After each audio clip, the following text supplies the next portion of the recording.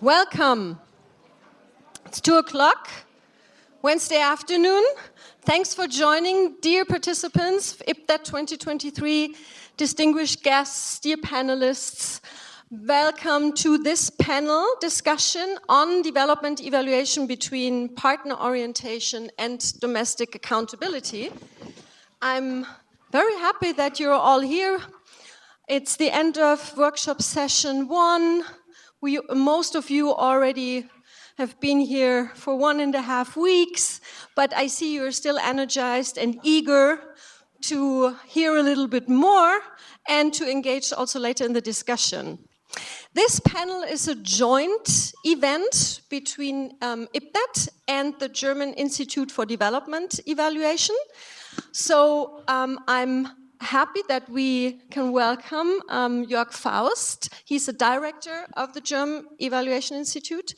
And what is DEval? I don't know, who heard about DEval before, the German Institute for Development Evaluation? Not too many, so it's good that you are here, because then you get to know what the Institute is doing also a little bit. And I'll just introduce you to the Institute briefly, so that you know why we teamed up to do this panel together. So the DEval provides governmental and non-governmental development cooperation organizations with independent and scientifically sound evaluations, which they can feed into their strategies, instruments, and programs. And by enabling evidence-based policy making, DEval aims to make German development cooperation more effective and to increase transparency in the use of public funds. For this purpose, it is mandated by the German Federal Ministry for Economic Cooperation and Development, the BMZ. It's a very unique institute, which has been set up in 2012. So last year, you celebrated the 10th anniversary already.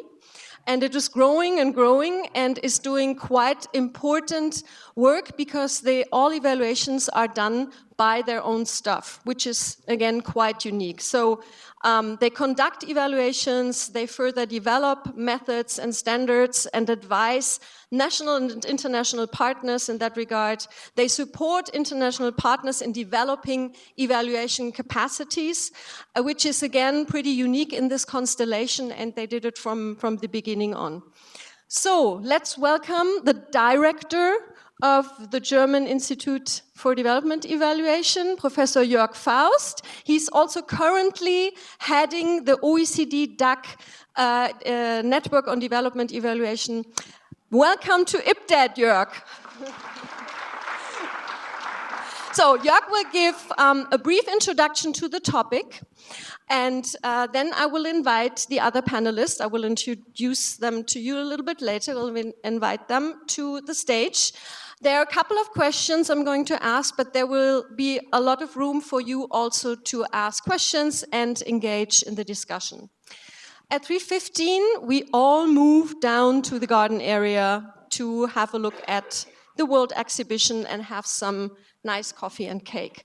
So, welcome, Jörg. Stage is yours. Thank you. Thank you for this warm introduction. And it's really warm here in Switzerland. I didn't expect this. Yeah, I think I have to go to swim in the river tonight.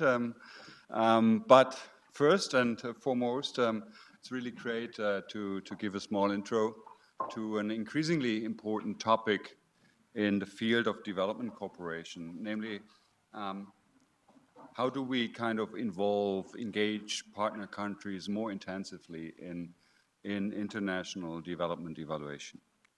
So today, those countries organized or which are members in the Organization for Economic Cooperation Development, OECD, they spend around 200 billion a year on official development assistance, which aims at contributing to economic, social, and ecological development in the global south. And as you all know, these resources take the form of technical assistance, financial cooperation. They are spent on different sectors like education, health, climate adaptation, or the promotion or participation in good governance. But there's a long time debate of whether ODA really makes a difference in the struggle for better policies and better lives, of why it could make a difference and to which extent it perhaps makes a difference. And these questions are, as you all know, guiding questions of evaluation. And interestingly, there are very few other policy fields, if at all, where evaluation has become such an integral part of the policy circle and has been institutionalized as firmly as in development cooperation. So it's really strongly institutionalized part of the policy cycle.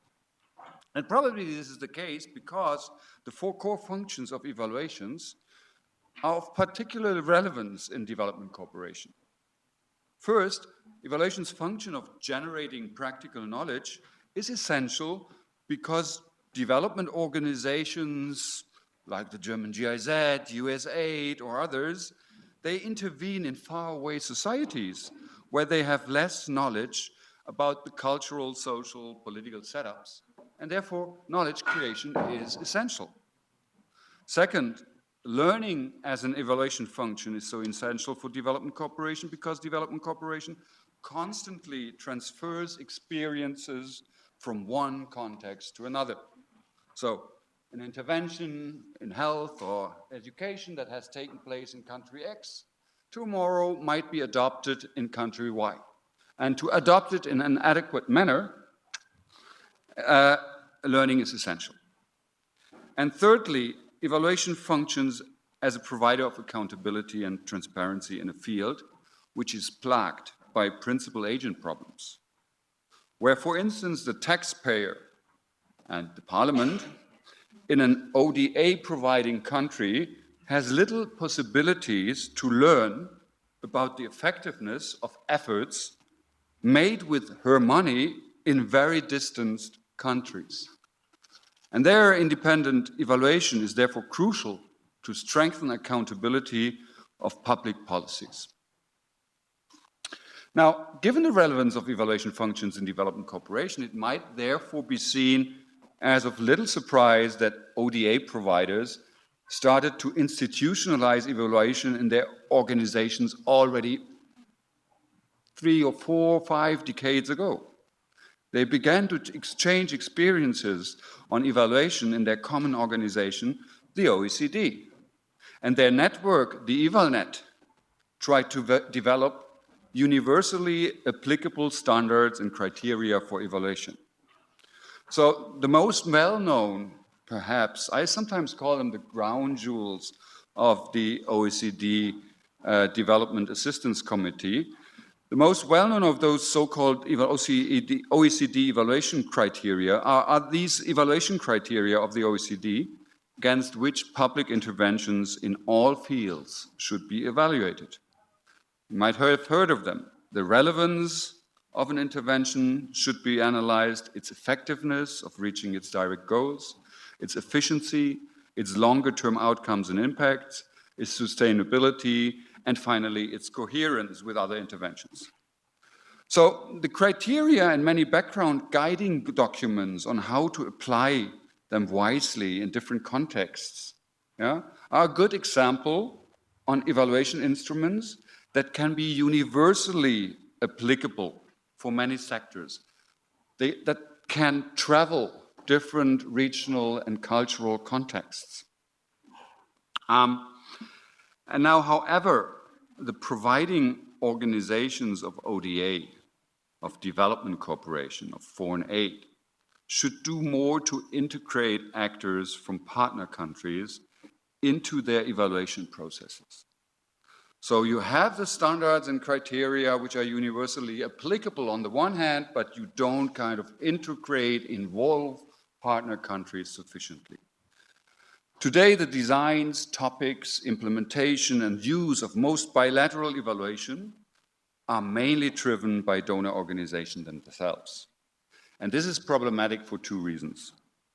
First and foremost, development cooperation should not only be accountable to taxpayers in donor countries and their representatives, it should also be accountable to those who have been subjective to an intervention and have the right to know about the positive, neutral, or even negative impacts of those interventions on themselves.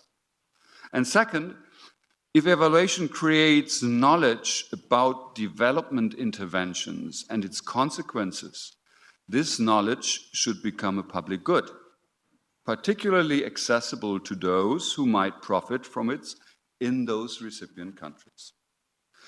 So, coming to our panel, if there are good reasons for stronger partner orientation or partner integration in the evaluation of development cooperation, the subsequent question is about how to achieve this. And from my perspective, we currently observe two sometimes overlapping streams in the discussion of bringing partner actors in a more stronger, more significant way into development evaluation. And these are A, a developmental stream, and B, an institutionalist stream. The developmental stream basically points very much on how an evaluation should include stakeholders and target groups, participation preferences and interests. So in a moderate forms, developmental or participatory evaluation limit this participation to a consultation process where stakeholders and target groups are actively involved and consulted, but conclusions and recommendations of the evaluation are still made by the evaluation team, committed to fairness and independence. In an extreme form, developmental evaluations are seen as an instrument for increasing the voice of marginalized groups and for directly influencing development outcomes, thus distancing themselves from the principle of independence. It is obvious that such development evaluations can be seen as one avenue of increasing the influence of partner countries in the evaluation process. They do not, however, tackle crucial questions of how evaluation systems should be organized, institutionalized, in order to create an adequate balance of donors' countries and partner countries' legitimate interests in knowing about the impact of interventions. And among those institutional questions are who defines the evaluation program, which type of evaluation are particularly apt for strong partner country engagement, who defines the evaluation design, questions and methods, who is in the lead of implementing the evaluation, who is informed and addressed by the findings and recommendations of an evaluation, and finally, last but not least, who finances the evaluation program. So this bundle of questions are relevant institutional questions which should be tackled if one wants to address the problem of donor-driven evaluations. It is also obvious that there might be some very ambitious prerequisites for many evaluation systems and governments in developing countries, in countries from the global south, when trying to fulfill some of the universal standards and principles of evaluation, which kind of is a prerequisite for engaging more strongly in such evaluations.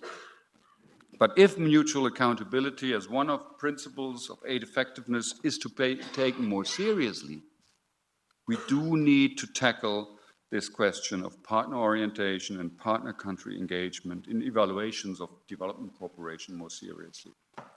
Here I stop, and I await a lot of inputs to this issue from the panelists, and hand over to you again, Steffi. Thank you very much. Thank you, Jörg, for introducing to the topic. This was very helpful and interesting, and we have a quite interesting panel today, and I would like to introduce you to Aji Sainabu Jalloh, but most of you already know her because you spent already 1.5 weeks together. So she's principal planner of the Directorate of Development Planning, Ministry of Finance and Economic Affairs from the Gambia. Welcome, Aji. Please. Then please welcome Silvia Salinas. You also know her. She was teaching the course on evaluating social justice. Thanks for being with us. She's former co-chair of DEval Partner, senior strategy advisor and evaluator in the social development sector. Welcome, Silvia, to the panel. And finally, we have Jos Wessen, well known to IPDET community because he has been with the World Bank and the Independent Evaluation Group quite a while. So he is advisor of the Independent Evaluation Group of the World Bank and deputy head of the Global Evaluation Initiative, GI. Welcome to the panel, Jos. So now the introduction to the topic has been set. It's about partner orientation, development cooperation. So we have representative from the World Bank, representative more from the grassroots level, the NGOs, from the national government, and from an evaluation institute.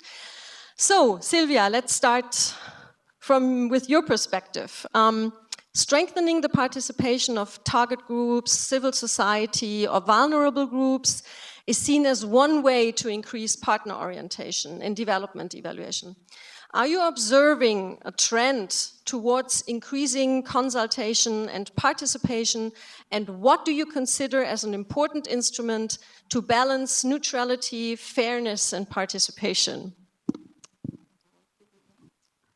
Thank you, Steffi. Well, it's been 2.5 days in a way discussing participation because social justice-oriented evaluation has the DNA, the core participation. So maybe I would like to start saying that participation is a great word, and I wouldn't say that anybody would say I'm against participation, but also a very complex word. And maybe one of the first things we need to do is to unpack this concept, right? Because we can be talking about participation, but participation can mean very different things and have also very different implications. So starting with the last part of the question, I would say that actually my personal perspective and also experience also as practitioner and also from having led IOCE, the International Organization for Cooperation and Evaluation, that brings together about 160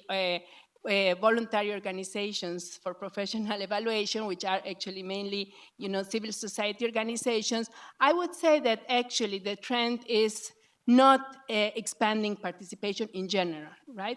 I would say that actually I was these last 2 days reflecting about a decrease, and it has to do also with less time, less resources, to be more practical, to be more efficient, what we call efficient in terms of, let's say, fieldwork and inclusion in evaluation. Having said that, I also would like to highlight that I see that we are increasingly discussing about participation, and actually FOSELAC is an interesting experience in Latin America where we have this first distinction about it is not about participation in evaluation, it is about participatory evaluation. And this can be something very different in essence, right?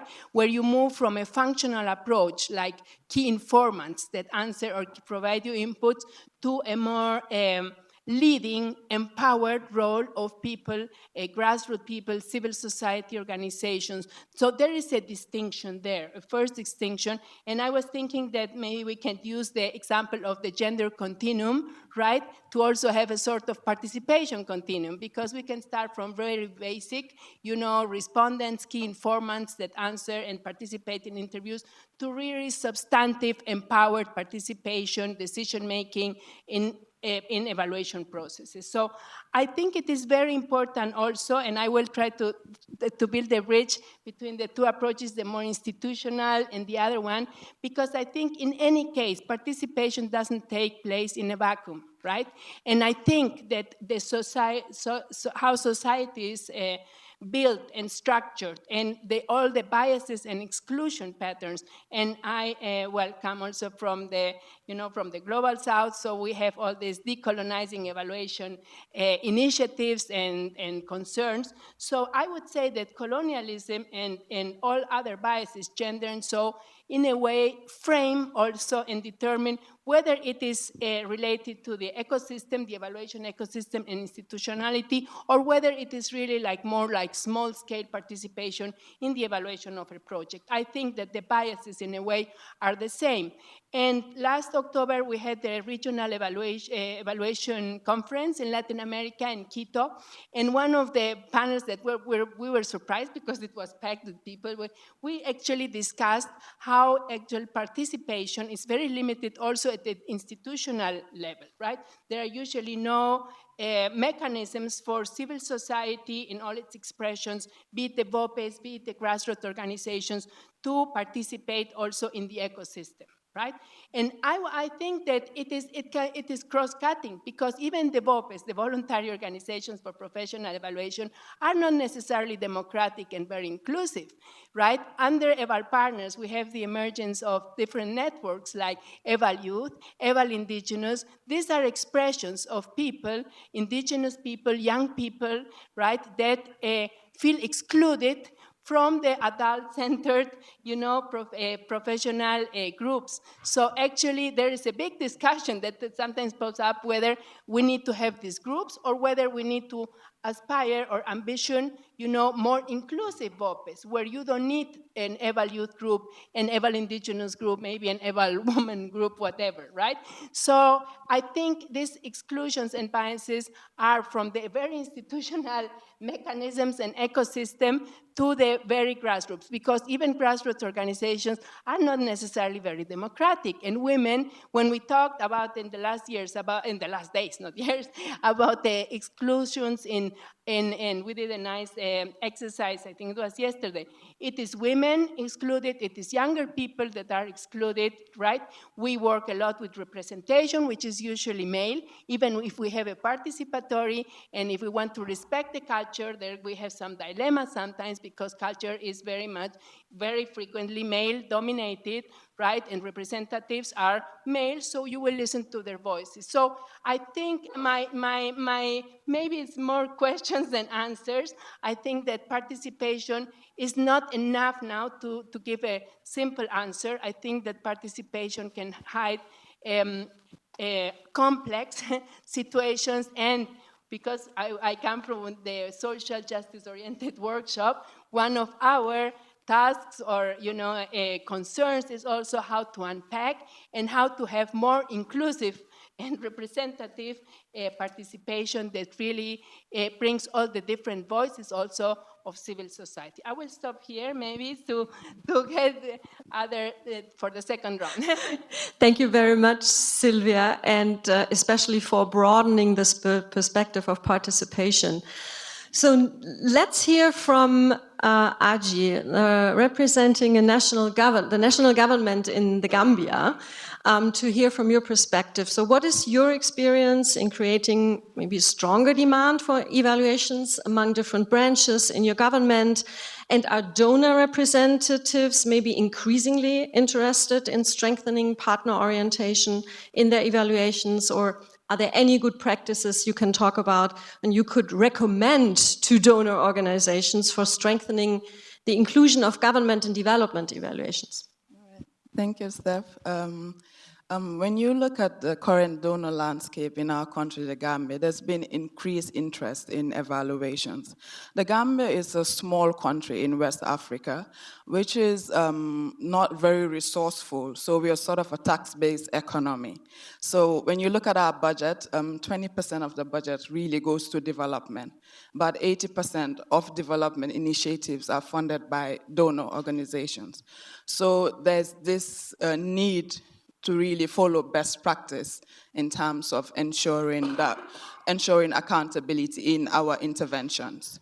So there has been strengthened interest in working with donors in the Gambia since the ushering of the Second Republic. We've had a 22-year dictatorship until 2017. So when the new republic was ushered in, there was increased donor interest, a lot of goodwill towards the country. I can remember when we launched our National Development Plan at the time, the EU hosted us for a resource mobilization conference, and there were pledges of 1.6 $1.6 billion towards the implementation of the national development at the time.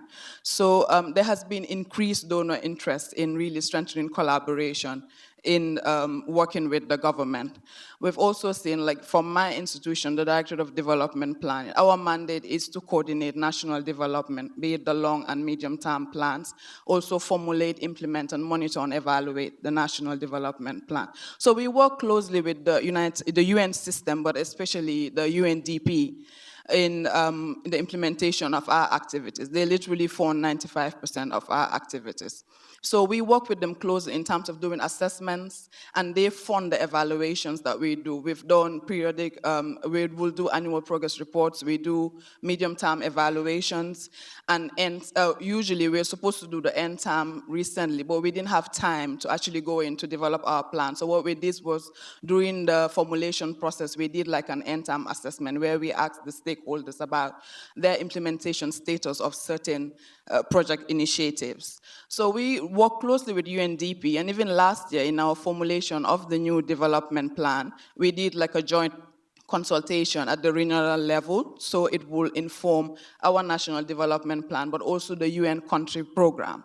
So we've had an RCO office for about 3 to 4 years now in the Gambia, and their objective really is to coordinate the UN system in ensuring that their programs are aligned to the national development plan. So they had to wait for us to really finish developing our plan, ensuring that we've identified our priorities before they can kickstart their process, just to ensure that everything is aligned, there's no duplication, and just to ensure that, because we've seen in the past that some donors will go to institutions and really, just because they're interested in certain activities or certain initiatives that is not even aligned to the institutional strategy or the overall national plan of the country, but because they want to spend their resources, they will force them to take up those activities.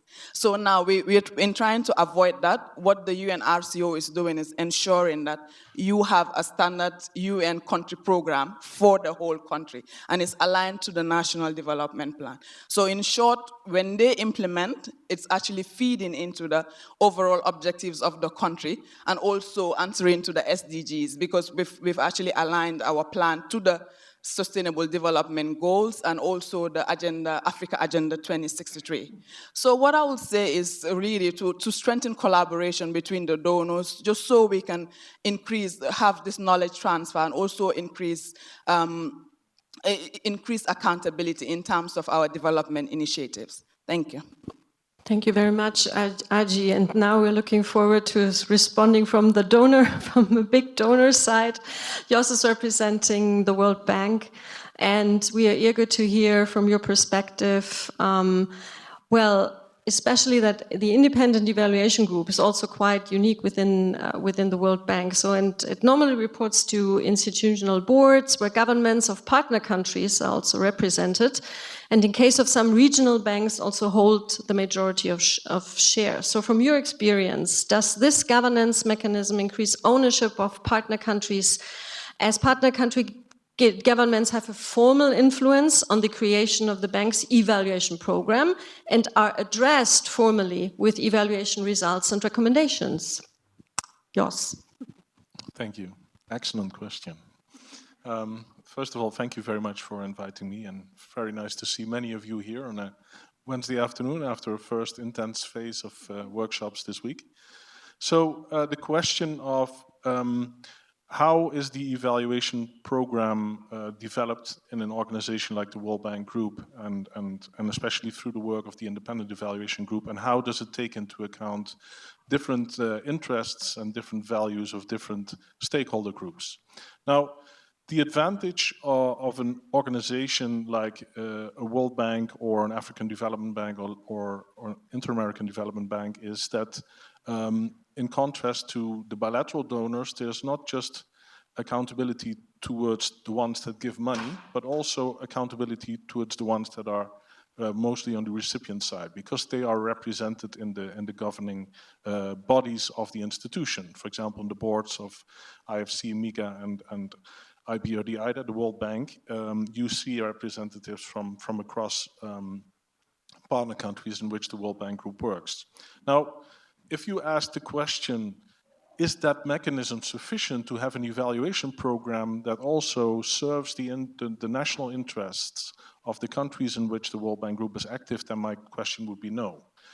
Because basically, what happens in a World Bank, or what happens in the Asian Development Bank or the Inter-American Development Bank, is that still the evaluation program is very institution and intervention centric. And of course, the values of the countries with respect to what the organization does may be reflected, but certainly not what certainly is not happening is that the learnings are directly benefiting the actors in the countries, because evaluation is not organized like that.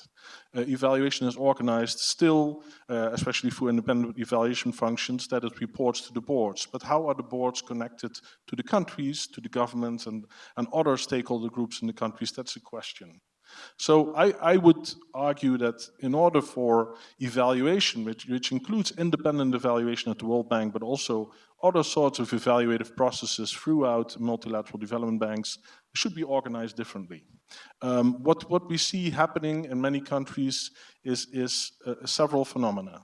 So first of all, one very positive phenomenon is that in an increasing number of countries, there is a growing and strengthening evaluation function in national government. So national evaluation functions are becoming stronger, are becoming more capable, are undertaking more evaluations, and are more capable of coordinating evaluative work. Now, the landscape is very uneven with respect to capacities, but that's a very positive phenomenon. In many other countries, the evaluation field is still very much dominated by a fragmented field of donors. And they're all doing their different things, and correspondingly, evaluations are also done of these different things, and they mostly feed back to whoever has a direct stake in these interventions from a financing perspective. What needs to happen is probably on the one hand, to continue supporting national governments to build the capacities so they can take on a stronger role in evaluating the policy interventions in their countries, which may be funded in part with domestic resources and in part with external resources, and hopefully also for donors to come to the realization that in order for their evaluations to be more useful in the countries, they will have to do at least two things. One is to coordinate better the evaluative work, because it's so expensive to evaluate 10,000 interventions separately, rather than come together and say, okay, what does the system, what does the sector, what does the national program, what does the thematic area of work need in terms of evaluative knowledge, and how can we do that together? That's one thing. And secondly, to help national government institutions to increasingly be part of coordinating and undertaking that evaluative work. And there are good examples of that. For example, we are currently working with our partners in Malawi. We are working with the Ministry of Finance and Economic Affairs to conduct an evaluation of a social protection program, which is quite big, which is very important for the country. It's a country-led evaluation. We are providing technical assistance, but this program is financed in large part by the World Bank. So we could decide in Washington, D.C., if we want to evaluate that program, why should we do it? Our partners in the country are doing it. We should use that evaluative evidence and use it in our evaluative work, rather than organizing a parallel evaluation to evaluate this again. So hopefully we will get more country-led evaluation initiatives of programs that are funded domestically, or partly domestically, partly externally, and hopefully we as representatives of evaluation functions of multilateral institutions, bilateral institutions, can increasingly build on these building blocks and conduct our evaluations more efficiently. Not only will that make the evaluation work more efficient and less costly, but also the likelihood that the learnings of this evaluation will benefit national policy and national learning national decision-making processes is much higher. So I hope that this is a tendency that we can support from the different institutions that are working with partners from the UN, from the MDBs, and from bilaterals. So let me stop here. Thank you, Jos. And specifically the GEI, the Global Evaluation Initiative, is working under this perspective very, very clearly. And I think Jörg can probably give more insights on responding on Jos on that. So what do you perceive regarding partner orientation in development cooperation among bilateral donor governments? And has the topic maybe gained importance during recent years? Do you see any changes in what Jos had says? Do you already see anything in that respect? Yeah, thank you, Steffi. I think in principle, Jos already mentioned that there's this big difference in the governance structure between bilaterals and multilaterals. So in a multilateral organization's board deciding on an evaluation program, there are partner countries and there are donor countries. While in a bilateral case, the southern countries are not represented.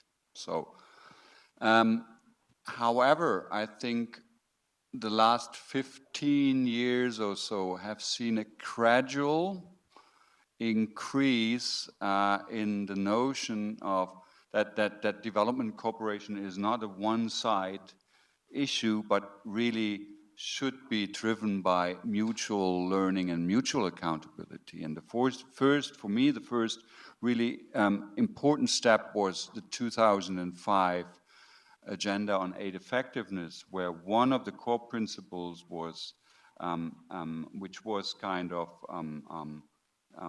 accepted by countries from the global south, but also by countries from the governments, from the donors, was the principle of mutual accountability. And that exactly enshrines this issue of, okay, development cooperation, there are those taxpayers who finance it, who have the right to know about what happens with these resources, but at the same time, there are those people who experience the impact, the negative or the positive or the neutral impact of development cooperation. And they have the equal right to get to know what's happening with these interventions. So there was this principle of mutual accountability. But then during the last years, of course, there has been this emancipatory wave in the international discourse, which is partly driven by the decolonization discourse, but it's also partly driven by the de facto increasing influence and power of strong Southern actors. Yeah? So, who really are now more powerful in demanding mutual accountability, in articulating their preferences and their interests versus actors of development cooperation. So this is the general kind of trend. But at the same time, I think in bilateral providing countries like Germany, the US, Belgium, whatever you name it, there are also increasing domestic pressures. They come from increasingly strong right-wing politicians who are very skeptical on development cooperation, on international solidarity. They demand stronger accountability, and they like to cut aid budgets. So there is a strong political pressure also on those bilateral donor organizations to provide accountability, to provide evaluations. And that obviously strengthens this phenomenon that evaluation is more driven by those organizations who spend aid resources, because they are kind of forced by their parliaments, by their populations to be accountable. Yeah? And so there is this kind of tension between domestic drivers within bilateral donor societies, yeah, and kind of a general international discourse which goes more into accepting the principle of mutual accountability. And in this kind of tension, I think the OECD DEval plays quite a positive role in trying to set up standards and criteria which are universal, which can be used by countries of the global south, but also by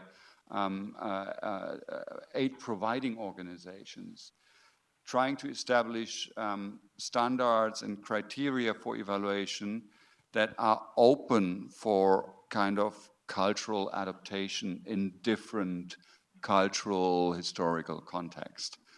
So my guess is a multilateral organization like the OECD is a good place to develop universal standards.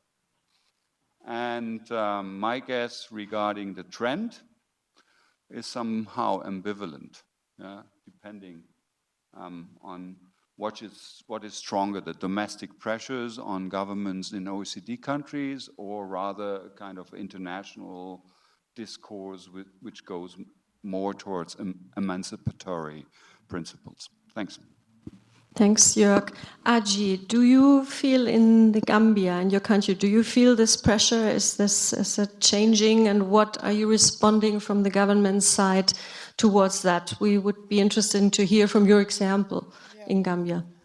So I think there's increased pressure, to be honest, because there's a lot of aid being pumped into the country, both from the multilateral and bilateral partners.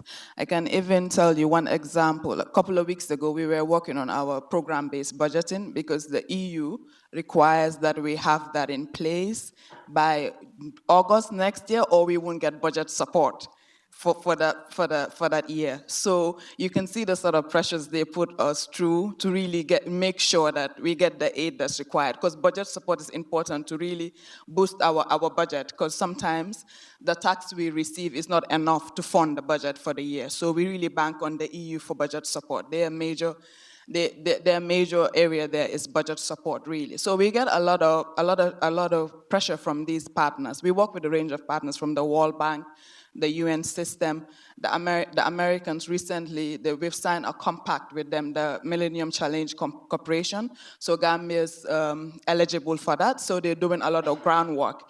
And we're sort of working on tippy toes, because you don't want anything to happen that will cancel our compact, be it in terms of the democratic landscape or certain governance issues. So we're really working around eggshells. They're coming back and forth for technical meetings and doing assessments. So there's a lot of pressure because we're heavily dependent on the aid that we get to really sustain our development initiatives.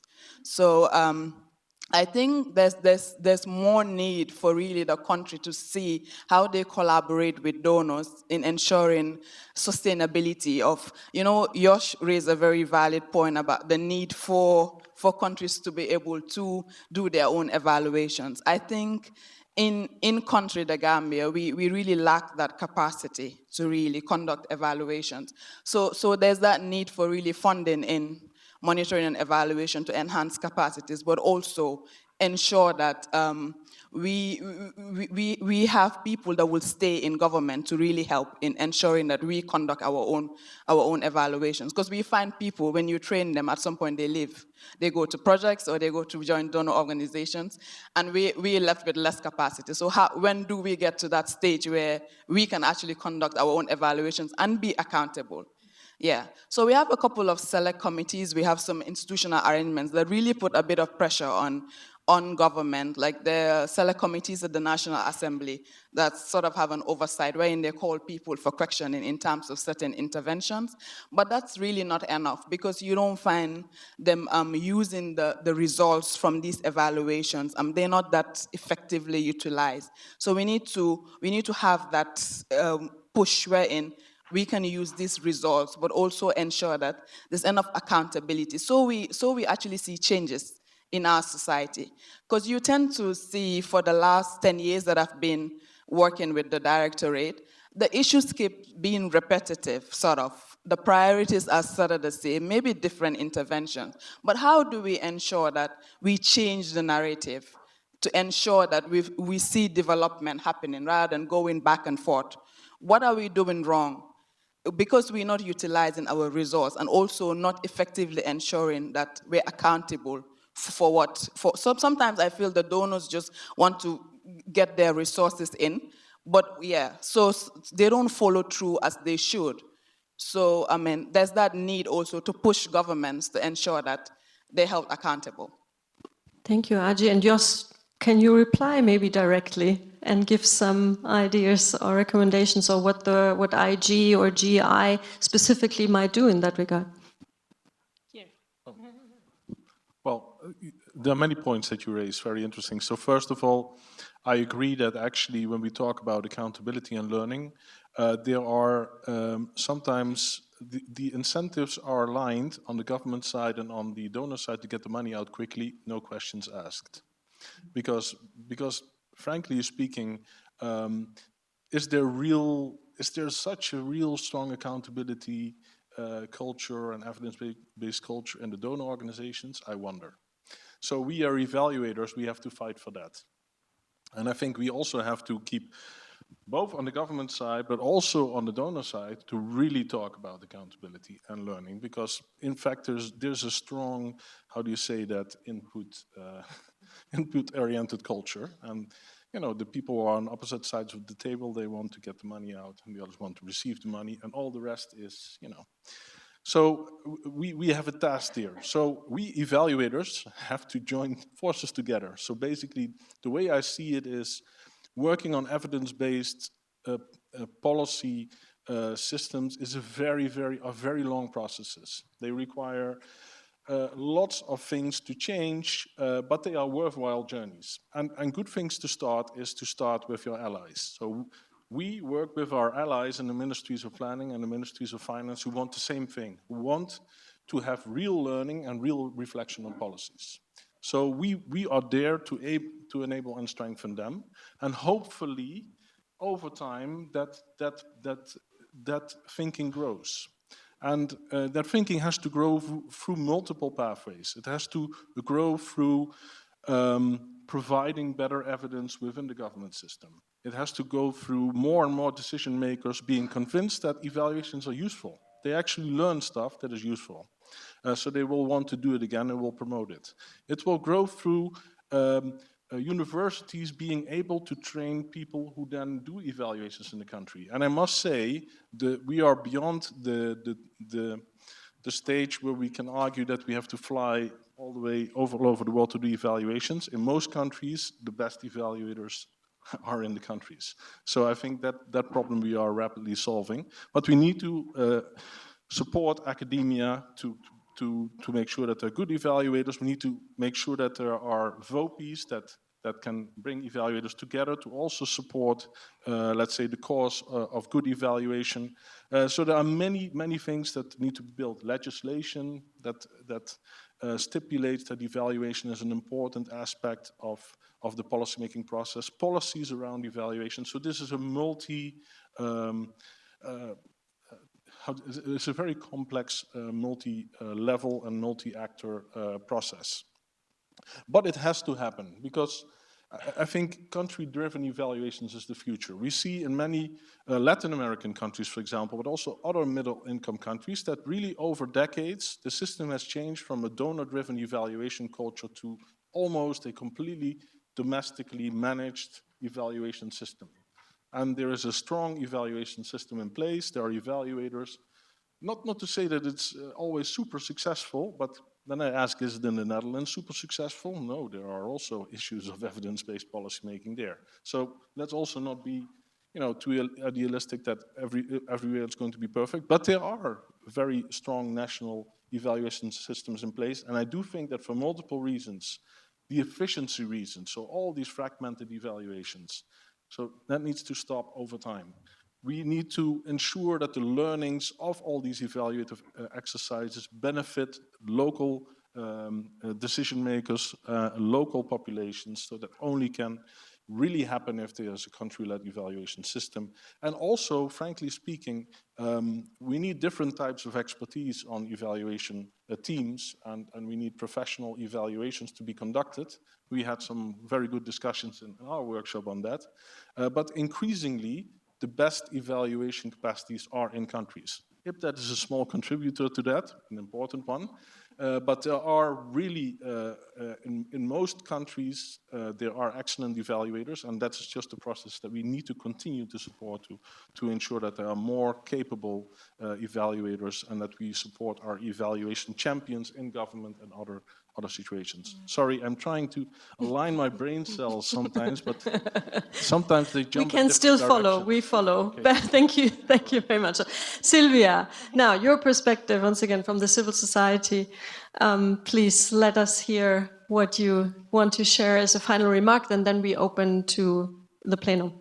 Sure, also trying to connect this with somehow a red thread. I think many interesting ideas and perspectives, and I think this is very encouraging that we are, looking in the same direction from different maybe perspectives, but I think redefining and rethinking many things like country-led evaluation. What does it really imply beyond institutional capacity and beyond institutional capacity understood in terms of government capacity, right?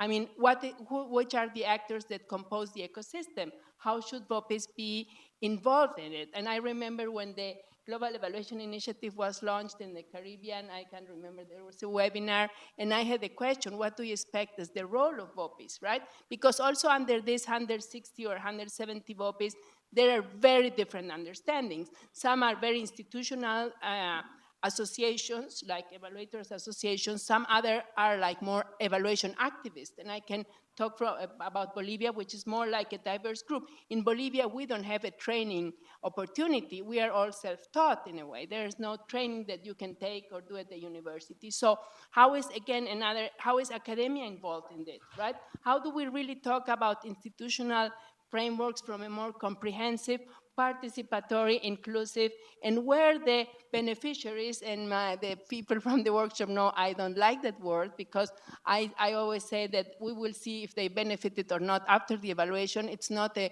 starting point, it's an ending conclusion to talk about beneficiaries, but this is my skeptical perspective about some language which we also maybe need to revise, right? And many words we use, and we have to look more for meaningful responses. I think so this is why I also think it's very important to talk about participation, not only involvement in terms of the field work or so. We need to talk about substantive participation and evaluation as a culture. We did a diagnosis in Bolivia a couple years ago. There is no evaluation culture, right? And evaluation culture, and also evaluation as a public good, right? So you need to really build the concept. And I think we have nice examples also in the region, like Costa Rica. It's a very nice example that, where all this multi-stakeholder approach has been really embedded. So I think there's room for nice discussions, for making sense, right? For really being efficient also in how to implement evaluations, not only talk about efficiency as a criteria. And I think, of course, we also, I think, need to acknowledge that evaluation is profoundly political, right? And you can have many evaluations that will disappear from the face of the earth and nobody knows it. You can also have different evaluations about the same topic that will not have any connection or relationship, And in Bolivia, of course, it is an issue, there is you cannot access evaluations, right?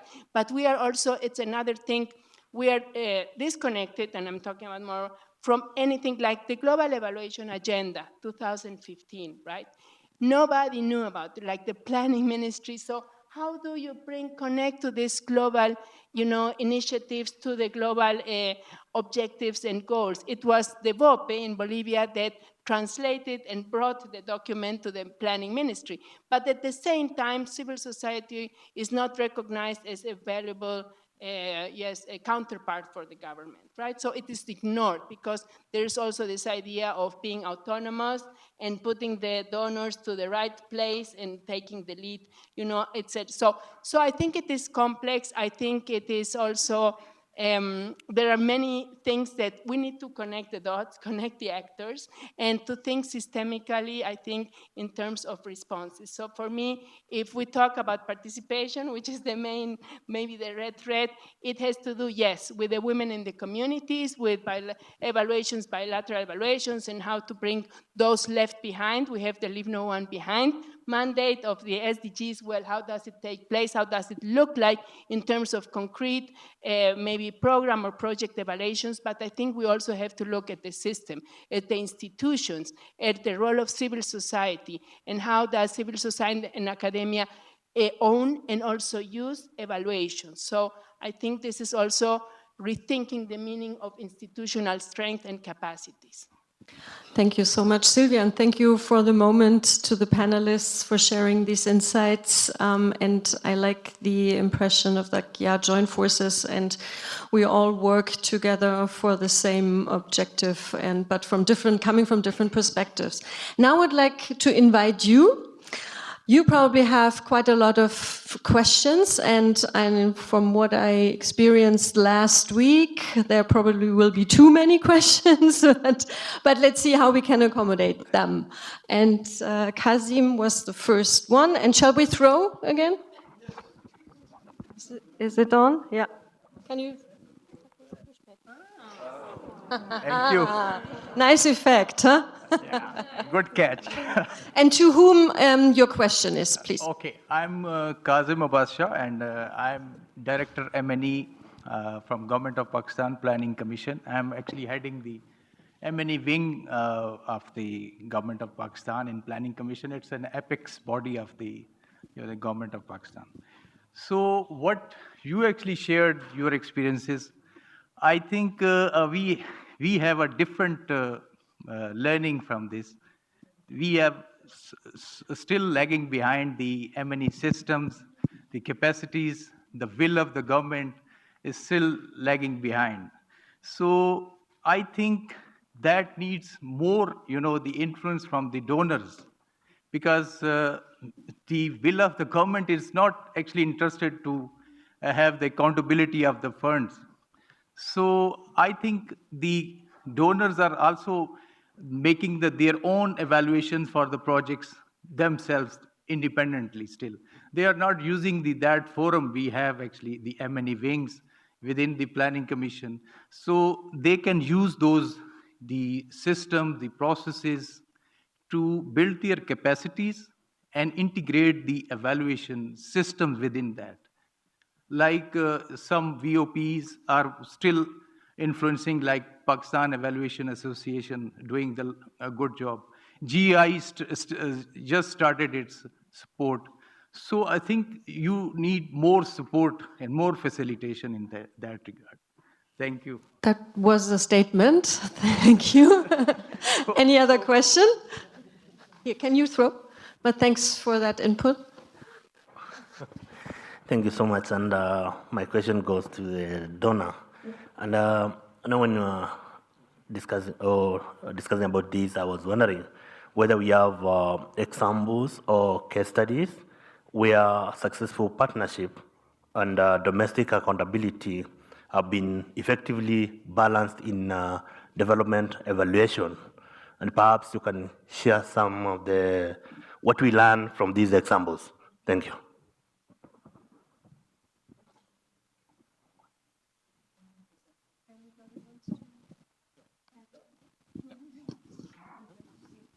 Thank you. So on both issues, actually, colleagues.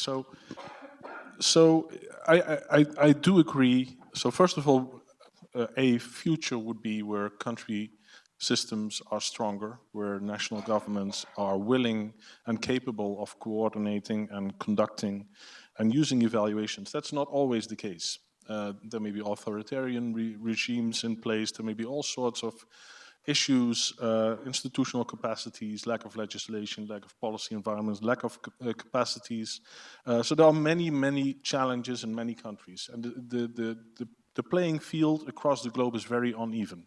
But the mission is noble, and we should be there for the long term. So donors can help and can continue to help build the national M&E system. But the way donors do evaluations has to fundamentally change. We have to start doing evaluations with our national counterparts much more systematically, and much more systematically rely on the already existing country systems, and where possible, hand it over and empower our national colleagues, our national champions in evaluation systems to take the lead. This is just the way we can push forward. So we cannot accept anymore that we continue to promote all these parallel systems for good or less good reasons. So I think that is where we should go. And to your question, sir, yes, there are good examples where we have these win-win situations. And I think what Jörg was referring to, there's a small but laudable initiative also within the OECD DAC to promote country-led evaluations in the framework of the COVID-19 response. This is really, really good stuff, because you force to think about how you can do evaluative work that is meaningful from a learning and accountability perspective from those that provide the money, but the evaluation agenda is determined by the counterpart in the country. The evaluation is managed by and conducted by the counterpart in the country, and we help conduct these evaluations. So for me, that is really a good scenario of working together, where we get all these interests aligned, where we're serving needs of accountability towards external financing, but at the same time, we are serving domestic accountability and learning needs, because our colleagues who we are supporting and conducting these evaluations, they are not doing these evaluations because they want to do them. They really have a vision and agenda on how to share that knowledge within their ministries and with the other players. So the Malawi was one example, for example. We are now trying to do the same with in Ghana. We are trying to do the same in Burkina Faso. There are other examples where we are working on this type of initiative. So hopefully there will be many more, and I'm sure there are already several. I hope that answers your question. Jörg, you want to add something from your side? Thank you. I would like to partly disagree. Good, go ahead. Principle, Finally.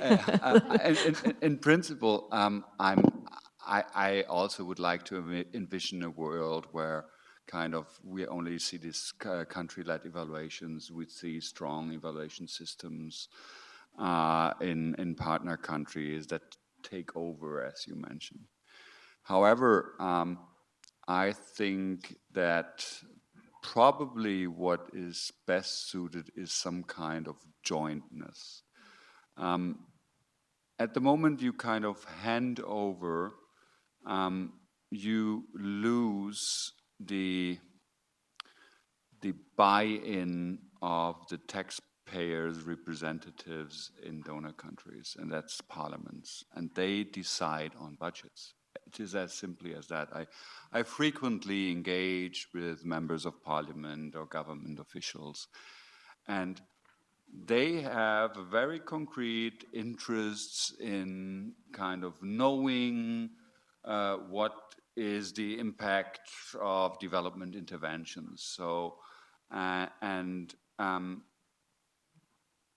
therefore, kind of the development evaluation system has to be independent and good and everything, but it also has to respond to those questions coming from donor constituencies. If you set up a system that is not capable of responding to these demands and questions, I am afraid that kind of the engagement for development cooperation will kind of decrease. So I think the solution lies in setting up some kind of mechanisms that that enable us to jointly evaluate. Yeah? And this jointness means responding to the interests of providers as well as recipients. And that is obviously even a little bit more complicated, probably. Thanks. Thanks, Jörg. So, any more questions? Oh, okay. I thought, my God, what is going on? Okay, 1, 2, 3. Okay, hello everyone. This is Zakaria Nabil from Yemen. I just have two statements related to the situation in Yemen. First one, when I was working for third-party monitoring, we submitted the report to the donor with the orange flag. But I don't know why there is no action taken by donor. I don't think you have the answer to this question. But in general, they link that to the war in Yemen. It was the war is still ongoing, and they are searching for output and outcome only. They don't search about the impact of project, never ever till now. But this is something impossible.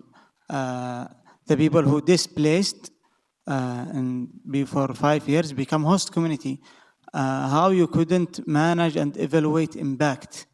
No answer. We find about this question from back donor, not UN agencies or INGOs in Yemen or even NGOs. I don't know if you have any idea or answer to these issues or not. Thank you. Good question. Anybody has an answer to that? And that's probably not an exception, this example.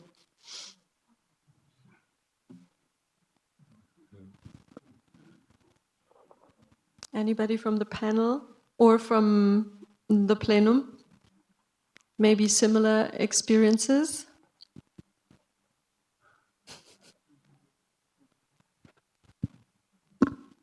You want to make a guess? I think what Jos mentioned, and this is a very general answer, that kind of the donor evaluation systems or the donor evaluation or even corporations are still also struggling with setting up functional evaluation systems. So we I would say in the overall development cooperation systems still also have lots of deficiencies and rooms for improving our own kind of evaluation system. So I think this is what you were telling or are telling us is not a single case, but probably is a sign of structural deficiencies which are still often encountered in evaluation systems of bilateral and probably also multilateral development organizations. Jos, you wanted to add something very briefly? Yes. So we are in Switzerland. There's a I think a Swiss economist called Bruno Frey. He wrote an article called Evaluitis eine neue Krankheit. So basically that means evaluitis is a new disease. So we are sometimes paradoxically focused with a culture of over-evaluation. Evaluation factories producing beautiful reports that are quickly and routinely being commissioned and implemented, but not used at all. So there's a good lesson in thinking about doing evaluation when there is actually a demand and making sure that the whole evaluation design and the whole process is geared towards design. So actually, unfortunately, there are too many evaluations that are underused, which is, of course, undermining our mission to convince many others that evaluations are actually very useful and influential. It's a very unfortunate paradox. Then we have the next question over there, and then we have, forgot your name, but South Africa, clear South Africa. Okay, thank you very much. My name is Dani Tiwa. I am an independent evaluation consultant. And I just wanted to maybe bring another question on this issue of, double accountability, between the donor and the partners. And I was wondering whether a way to, actually go closer to reaching that ideal did not lie in the issue of power. I've been doing evaluation for 13 years, and I've noticed that I've had my report blocked or sort of mutilated or delayed by the donor, but never by the partner, which is a clear indication of where power really lies in the process of evaluation. So I was wondering if there's a way of, rebalancing that structure of power so that whether in the context of joint evaluation or whatever else, the partner has more say in the evaluation, in shaping the evaluation process and result. Thank you. Thank you. Very good question. Who wants to go for that? Sylvia? Okay, I will start, and thank you very much. I think it's a very thought-provoking question, and it personally, I can also relate to some personal experiences, right? And I think that this is why I also think it's very important to open some maybe uncomfortable conversations about, this really trying to hide and to talk about, independence, impartiality, and all these technical concepts, but real life is not like that, So I think that it is very important also to expand for me, the learning part of evaluation is very important because it opens up a space, for learning also from failure. Because, we say many things, but we are not coherent and consistent, and I say we, like the system, right, with what they imply. For example, if we want to use theories of change and we want to be outcome-oriented, or we are expected to be outcome-oriented, but, we are, again, the whole idea, and sometimes the evaluations are focused on compliance with what was planned and offered, so not really valuing, the capacity to make decisions. So there are many things about power relations in all the phases and even the definition of evaluations, right? Or, as an evaluator, I think that people, donors particularly, like to say, oh, we want innovation. But innovation implies risk, implies failure. Are the costs of that, is the mindset of the donors really open to acknowledge failure as not something bad that you're going to be punished without getting more money? Or is there real room, to make innovation and to even fail? Because innovation is a high-risk activity, right? So I think we really need to open discussions on power issues, on even because when you say independent evaluation, I have my doubts, because even when the donor is your client, right? And he's going to maybe, yes, put the taboo and not let you say what you think, or, manipulation. I mean, real life in evaluations is also very, very important. So I think, and we don't have to idealize also participation or group and citizens. I don't think it is like that, but they usually have less power to influence or to try to control what is said. So I think it is also very important to change the mindset and to open discussions and to make this power and political dimensions very open for discussion. This is more my personal. Thank you, Sylvia. We have two more questions. And I don't know if you want to throw it backwards. Just behind there. And then who would be the last one? So, and please, very brief question and brief answers. Yes. Thank you. Thank you, Stephanie. Janine from South Africa, this is a quick question for Jos, please. So it's around equity, and I think we can't talk about development without talking about equity. Without painting a picture of the world, South Africa is the number one, it's the most extreme, the most unequal society in the world, right? Besides our country, I think the world as we know it, global north versus south, is extremely, the gap is wide and widening. And so I was wondering how the World Bank is thinking about this and how intentional you are in your financial support to dealing specifically with this, because I think, with us talking about social justice, with us talking about empowerment lens, I think this has emerged out of a very real need and acknowledgement that we can't do development the same, we can't invest the same way. So the intentional plans around how you invest into equity in the world. Thanks.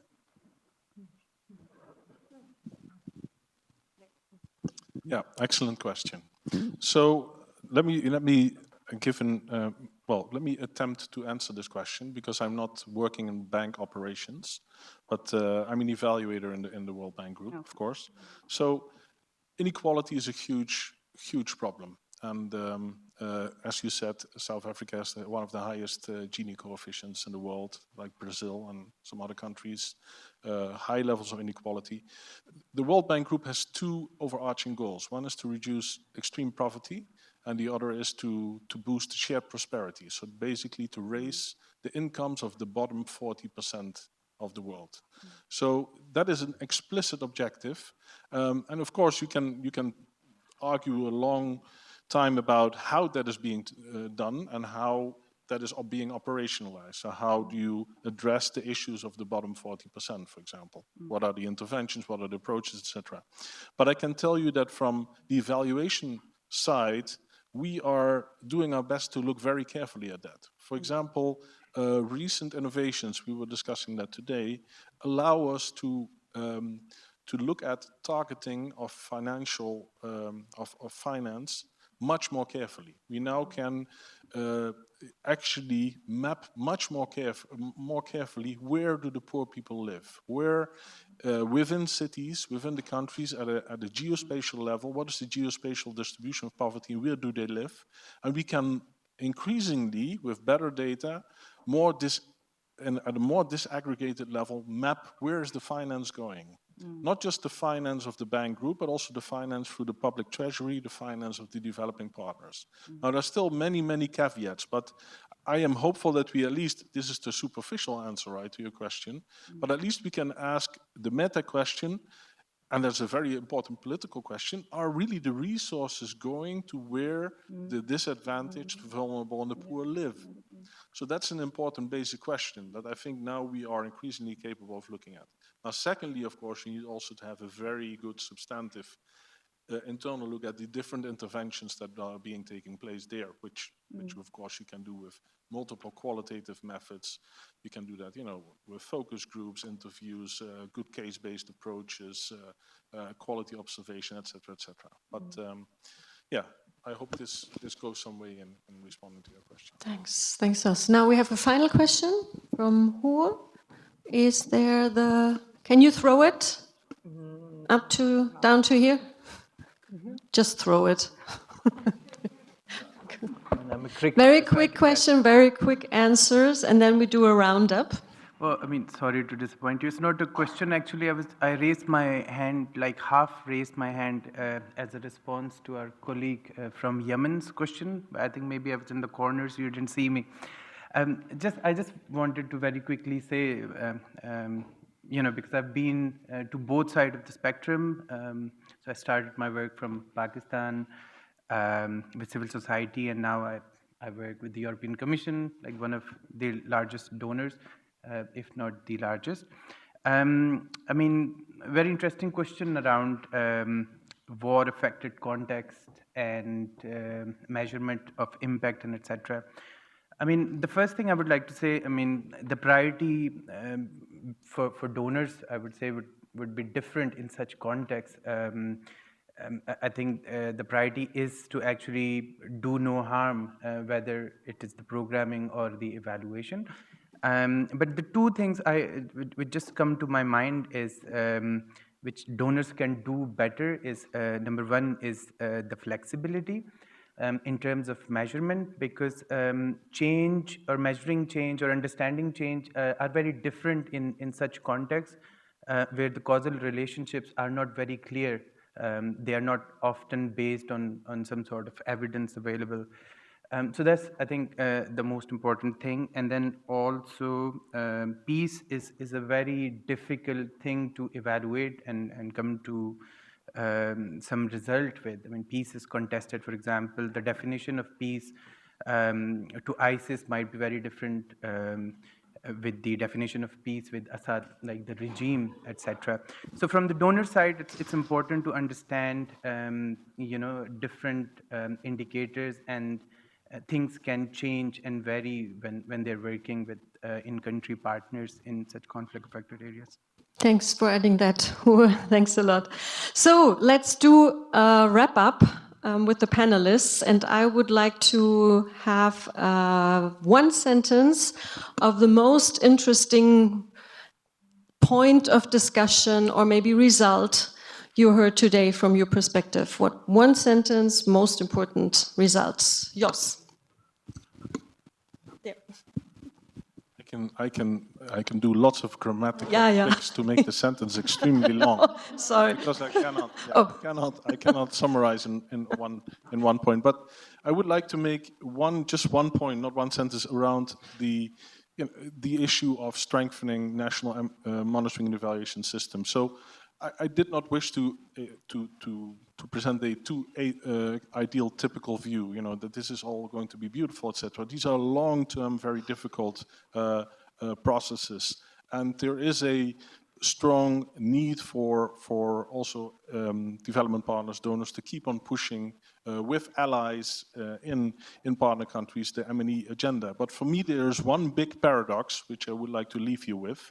Apparently, the donor community thinks it's perfectly okay to provide billions and billions in support, but has absolutely no money to strengthen M&E capacities in countries in which we work, which for me is flabbergasting. So apparently the donor community is saying, we're giving you all that money, but we don't trust you to evaluate this money. We want to do this all ourselves.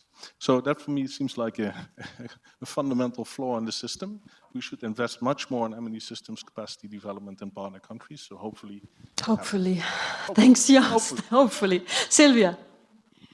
Okay, I think an important message for me is like that strengthened and systematic and substantive learning and participation can play a crucial role in boosting more meaningful and equity-centered evaluations.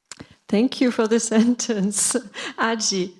Thank you. I think the take-home for me is, as a government official working at the coordination role, is to see how we leverage on donor expertise in evaluation, really. So we can have knowledge transfer, but also maintain capacity in government, but also how we involve academia and also the civil society, ensuring that we can use the expertise in the country really to set up an evaluation association where the existence of this will help push government to really own its evaluations and also ensure accountability.